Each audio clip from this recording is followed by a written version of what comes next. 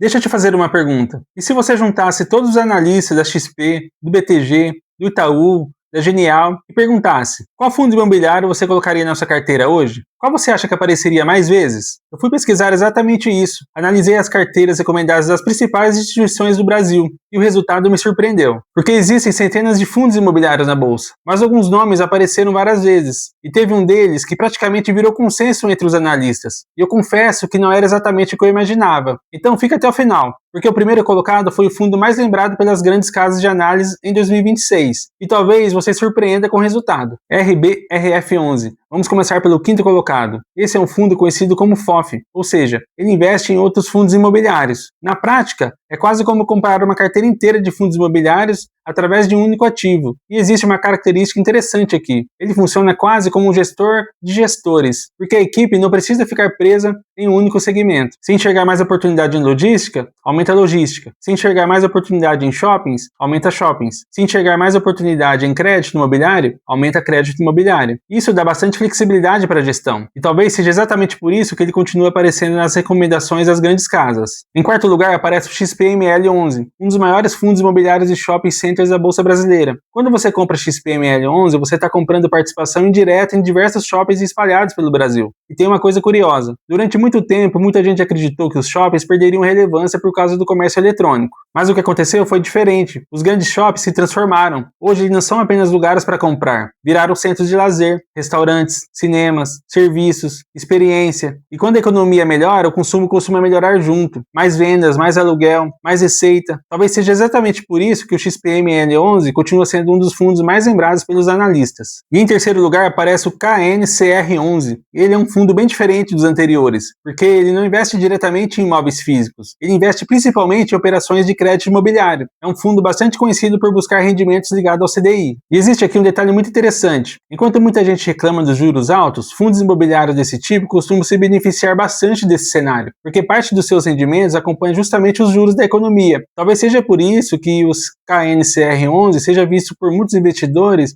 como uma opção bastante defensiva dentro do universo dos fundos imobiliários. Em segundo lugar, aparece um dos nomes mais tradicionais do mercado, o HGLG11, um gigante do setor logístico. Galpões, centros de distribuição, operações ligadas ao crescimento do comércio eletrônico e também da logística brasileira. E talvez você nunca tenha ouvido falar dos imóveis do HGLG11, mas existe uma boa chance de algum produto que chegou na sua casa tenha passado por um centro logístico muito parecido com os ativos que esse fundo possui. E isso mostra uma coisa interessante. A logística está presente no nosso dia a dia mesmo quando a gente não percebe. O HGLG11 atravessou diferentes ciclos econômicos e continua sendo um dos fundos mais respeitados do mercado. Inclusive, ele já faz parte da minha carteira pessoal. E agora chegamos ao primeiro colocado. O fundo que mais apareceu nas recomendações das grandes corretoras em 2026 é o BTLG11. Assim como o HGLG11, ele atua no setor logístico, mas vem chamando muita atenção pela qualidade dos seus ativos e pela confiança que vários analistas demonstram no fundo. E talvez o mais interessante nem seja o fundo em si, mas o consenso. Porque o BTLG11 não apareceu apenas uma ou duas vezes. Ele apareceu repetidamente nas carteiras das maiores casas do país. XP, BTG, Itaú, Genial. Quando equipes diferentes com metodologias diferentes chegam a conclusões parecidas, isso normalmente merece atenção. Não significa que o fundo vai subir, não significa a garantia de resultado, mas certamente significa que vale a pena estudar o caso com mais atenção.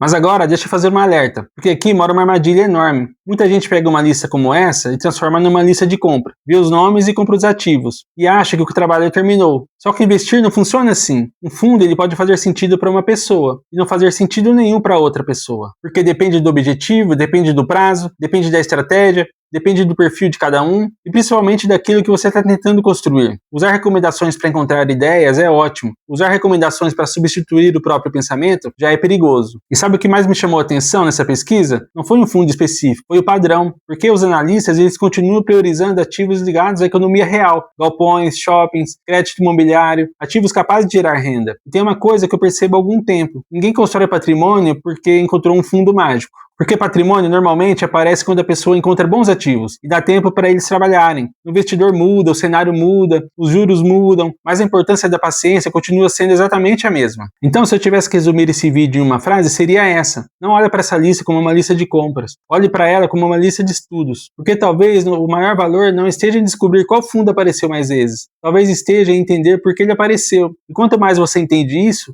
menos depende da opinião dos outros e mais consegue tomar suas próprias decisões. Porque daqui a alguns anos, nenhum de nós lembre qual foi o fundo imobiliário mais recomendado em 2026. Mas existe uma coisa que certamente fará a diferença: quem começou a estudar, quem começou a investir e quem teve paciência para continuar. Porque no final, o patrimônio raramente nasce na indicação perfeita. Ele nasce na consistência, ele nasce nos aportes, ele nasce na paciência e ele nasce na capacidade de continuar mesmo quando os resultados ainda parecem pequenos. E sinceramente, eu acho que é exatamente isso que separa quem apenas acompanha o mercado de quem realmente constrói patrimônio ao longo da vida.